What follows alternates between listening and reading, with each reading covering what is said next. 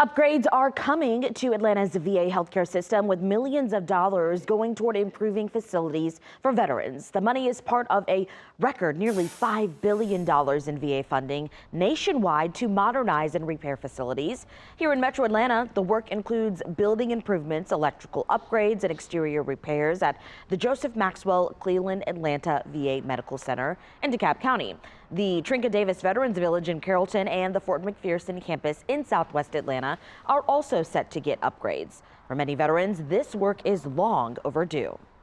Well, I'm thrilled. I'm thrilled. I know you don't have to go to the Atlanta VA very often to realize that there are definitely some needed upgrades and definitely some needed maintenance. The VA says the improvements will help them take better care of veterans in the metro.